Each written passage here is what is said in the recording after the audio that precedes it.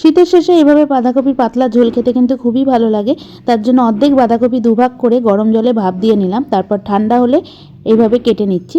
তারপর আলতো হাতে জল চিপে নিয়েছি। একটা বড় জায়গায় পরিমাণ অনুযায়ী বেসন, স্বাদ অনুযায়ী লবণ, সামান্য হলুদ গুঁড়ো, সামান্য লঙ্কার গুঁড়ো ভালো করে মিশিয়ে অল্প অল্প করে জল দিয়ে একটা গাঢ় ব্যাটার তৈরি করে নিচ্ছি।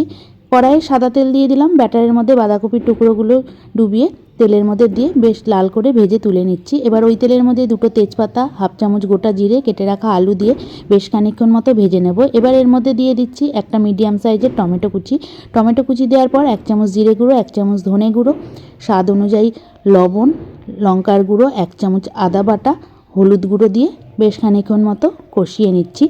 এবার দিয়ে দিচ্ছি স্বাদ অনুযায়ী লঙ্কার গুঁড়ো, দিয়ে বেশ খানিকক্ষণ মতো কষিয়ে সামান্য পরিমাণ জল দিয়ে আরও 2 থেকে 3 মিনিট মতো কষিয়ে নিচ্ছি। মশলা থেকে তেল বার হয়ে এসছে। এবার এর মধ্যে দিয়ে দেবো 1 চামচ চিনি। চিনি দিয়ে আরও কিছুক্ষণ মতো নাড়াচাড়া করে পরিমাণ অনুযায়ী জল দিয়ে দিলাম।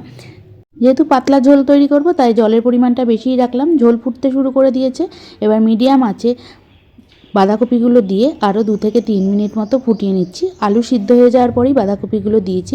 ভালো করে ফুটানো হয়ে গেছে। এবার এর মধ্যে দিয়ে দেবো 1 চামচ ঘি আর 1 চামচ গরম মশলার গুঁড়ো। ঘি আর গরম মশলার গুঁড়ো দিয়ে 1 থেকে 1.5 মিনিট মতো ফুটিয়ে নামিয়ে নেব। গরম গরম ভাতের সঙ্গে খেতে কিন্তু খুবই ভালো লাগে।